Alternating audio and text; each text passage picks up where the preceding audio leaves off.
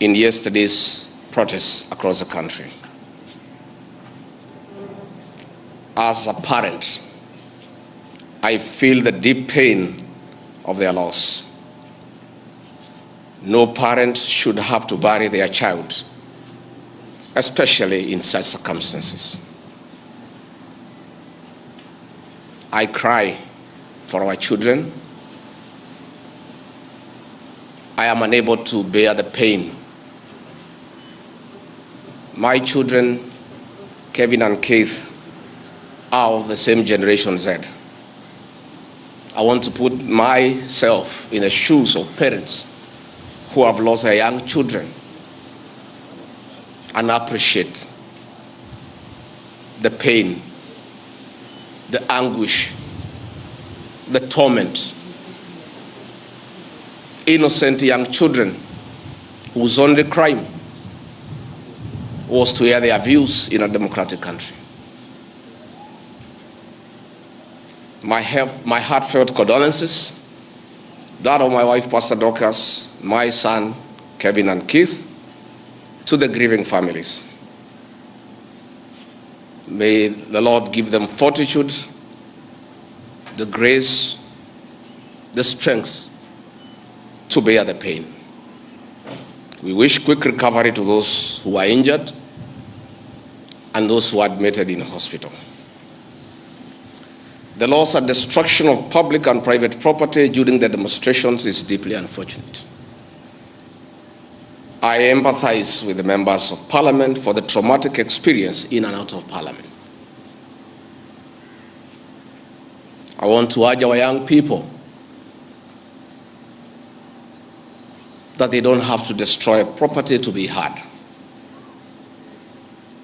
I want them to know that members of Parliament are free to exercise their voting right. And should anyone have a problem with a member of Parliament for a certain decision that he or she has made, you'll have an opportunity in the next general election to express your displeasure. Most of those offices that have been touched are public offices put up with the public funds. It's very, very unfortunate. The violence witnessed across the country was unnecessary and uncalled for because violence begets violence. It is unfortunate that it had to get to this. Dialogue is critical to avert similar occurrences in the future. It is now time for restraint and reflection to avoid recurrence of these unfortunate and unprecedented events. The decision by our President this evening to withdraw the finance bill after listening to the people of Kenya is a new beginning that should nurture the culture of consultation and engagement. The President, in his own admission, has listened to the people and admitted there was a problem, that the people were opposed to the bill in its entirety. It is also the beginning of acknowledging that there is a disconnect between the people and their government. I really want to thank the President for listening to the people as he should be. The President, myself, and elected leaders are servants of the people. Going forward, this should be the norm, listening to the people. I'm on record for the last 3 months of asking leaders to listen to the ground. And I'm happy that my boss, my President, has listened to the people of Kenya. As a truthful and honest man, I must acknowledge that we must engage Generation Z and other young people and all Kenyans, including the church, business community, on critical issues facing them. It seems that either we have not listened enough or we have not communicated our intentions effectively, yet many have voiced their concerns. I would like to take this opportunity to ask our leaders to stop the culture of castigating the people with different views and opinions. It is time for leaders to tone down and stop the habit of talking down to the people.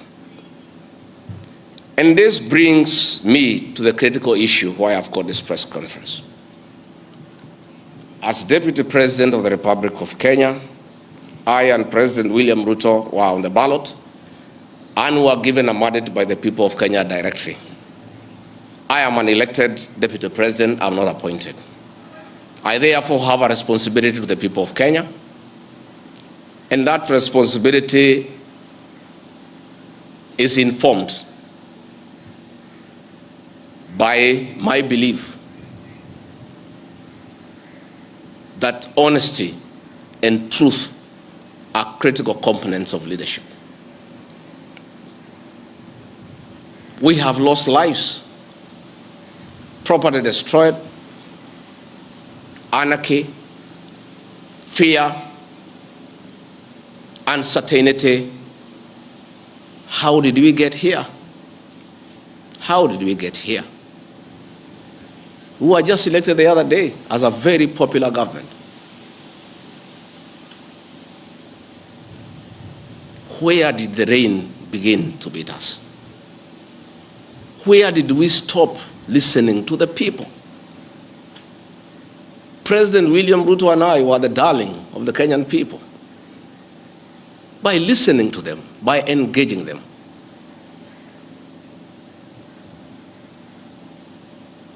And as a government, we have established institutions to ensure we not only listen to Kenyans, but also genuinely understand their concerns.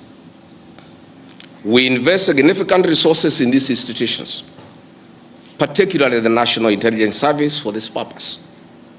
It is clear there has been a failure in the intelligence and advice we are receiving, particularly concerning crucial government policies.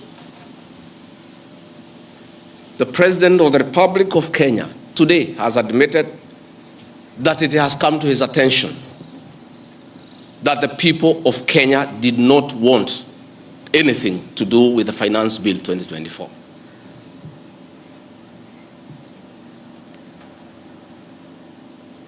The President has now agreed that we need to listen to the people. And I sympathize with my boss, President William Ruto, because this information was not available to him. I know President William Ruto.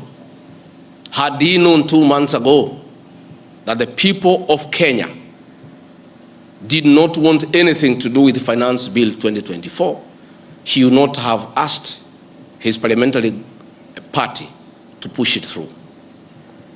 Yet, we have an organization paid by the public to give him and government such information. And that is where the problem is. We have a dysfunctional National Intelligence Service that has exposed the president, the government, and the people of Kenya. Had the National Intelligence Service briefed the president 2 months ago about how the people of Kenya feel about the Finance Bill 2024, so many Kenyans would not have died. Property would not have been destroyed. Offices would not have been touched. There would have been no mayhem. But they slept on the job. It had to take people to die, property to be destroyed, protests across the country for the president to know the truth of what the people of Kenya feel. Yet, there is an organization paid for by the public to brief the president and the government about the feeling of the Kenyan people. Officers of the National Intelligence Service, officers of the National Police Service have told me in confidence they did not get advance intelligence briefs about the magnitude of the protest in Eldoret, in Kericho, in Nairobi, in Githurai, in Embu, in Nyeri. Since independence, there has been protests around Parliament. Never have protesters invaded and gotten inside Parliament. Senior officers have told me in confidence they did not have an advance intelligence brief about the intensity of the protests so that they prepare in advance. The National Intelligence Service slept on the job. And the problem is simple. The Director General of the National Intelligence Service, Nuruddin Haji, was a junior officer in the National Intelligence Service before he was appointed as DPP. When he was appointed to the office of the Director General, because of inferiority complex, he chased away all the people who were senior to him when he was in the service, therefore crippling the capacity of that service and making it dysfunctional. 3 directors were chased away and reassigned to desk jobs in ministries across government. 13 assistant directors, men and women with proven track record of intelligence collection and analysis, were removed from the National Intelligence Service, leaving a shell under a clueless Director General who has no capacity to run the organization. And that is why the security sector was caught off guard by the intensity, the anger of the Kenyan people, the agitation of the Kenyan people, the resilience of the Kenyan people. Had Nuruddin Haji done his job, we will not be where we are today. He has no capacity. He is out of the country most of the time on business trips. The country is on his own. My boss, President William Ruto, is exposed. That he has to back down and admit that he has hurt the people of Kenya. Yet this matter has been in public domain for the last 2 months. I want to say that Nuruddin Haji must take responsibility for the deaths that occurred. He must take responsibility for the mayhem. He must take responsibility for failing President William Ruto. He must take responsibility for failing the government of the Republic of Kenya. He must take responsibility for failing the Kenyan nation by not doing his job and advising correctly. And he must do the honorable thing, not just take responsibility, but resign from that office and allow the president to pick a competent Director General. I want to request President William Ruto to consider, as a matter of urgency, to recall the 3 directors who are removed from the service and the 13 assistant directors to come and help reconstruct the service and get sanity back to the National Intelligence Service to serve the president, the government, and the people of Kenya. President William Ruto deserves better. He deserves a Director General who knows what he's doing. He deserves a National Intelligence Service that is effective and that can analyze situations and keep him and the government informed on what is going on. It is embarrassing to me as Deputy President that it has taken protests, deaths, mayhem, destruction for the president to know the truth, yet there is an organization charged with that responsibility.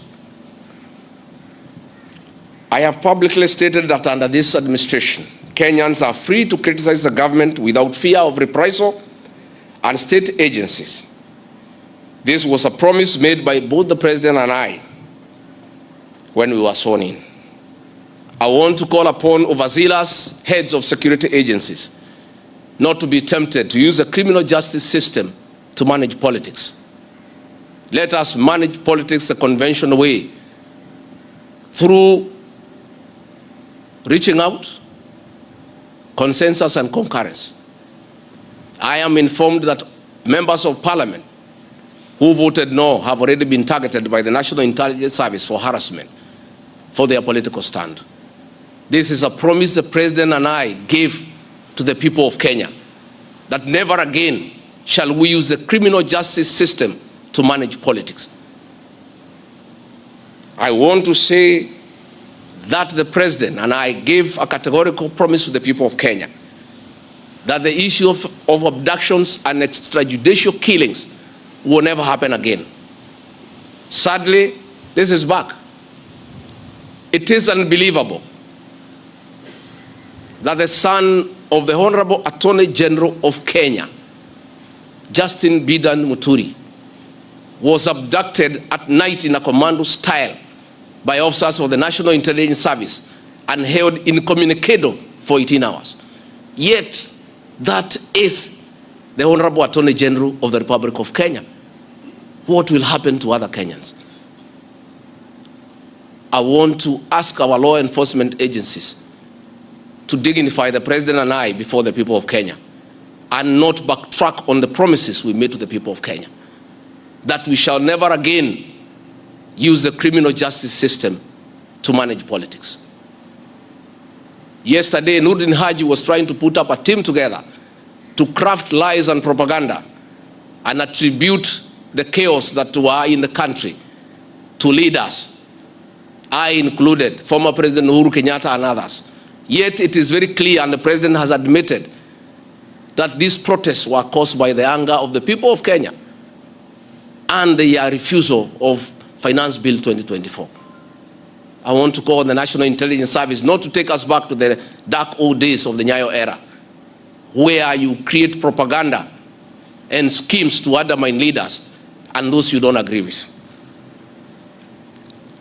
I want to say in conclusion, this is a time for reflection and action. And we need to take immediate steps, as the president has guided, and I'm very happy, to engage the Generation Z. And I want to call that generation to tell us whom to engage, because they are leaderless, they are tribeless, they have no organizational structure, but we would like to engage the right people. There could be a temptation among some young people around us in government to pick some friends of theirs and attempt to bring them for discussion. So I want to challenge our young people and salute them for their courage and conviction and the love for their motherland, to come up with a structure on how they can engage government in accordance with what President William Ruto has guided this afternoon. In view of the very wise decision by the president, in conformity with the wishes of the Kenyan people, to withdraw Finance Bill 2024 that was in contention, as Deputy President of the Republic of Kenya and a patriotic son of this country, I want to appeal to Generation Z to call off the protests for tomorrow, because their cry has been heard by the president. The president has accepted that there was an issue, there was a disconnect, and the president has done the right thing. And I think it's only fair that we call off the protest so that we don't have further loss of lives and destruction of property. It's an appeal that I've made as a father, as a parent, to our young children. We love you, we respect you. Please, I beseech you as your father, now that the president has given in and accepted to go with the wishes of the Kenyan people, please, my sons and daughters, I plead with you to save lives, to save bloodshed, to save loss of property and lives. My sons, my daughters, please make an announcement this evening and call off the protest. And then we can begin the process of truthful engagement with the Kenyan people. We can begin an honest conversation on how to work on our country. Finally, I want to ask the president and our government to consider a plan on how to help those families that lost their livelihoods as a result of lack of proper advice by the National Intelligence Service.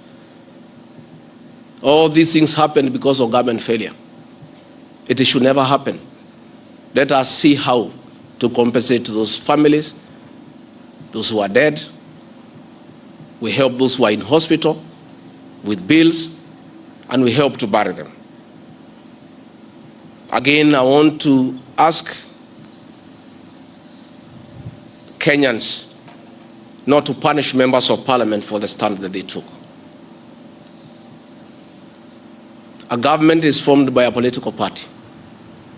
Once a government has a program in parliament and decides it is good for the people, members of parliament from that party must toe the line. I don't want you to punish our members of parliament.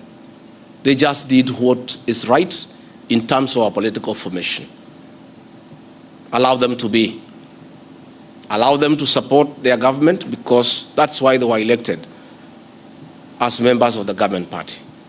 Let us not harass them. Let us not abuse them. Let us not attack their properties. They were just doing what the government wanted. And now that the government has decided to do the right thing, I think we should close that chapter. And if you have a problem with your member of parliament over this matter or any other matter, you will have an opportunity at the right time to punish that member of parliament or affirm he or her by re-electing him or her. And if we do that, it will be good for this country. Finally, I also want to ask the president to consider the issues of the demolitions of houses along Nairobi River.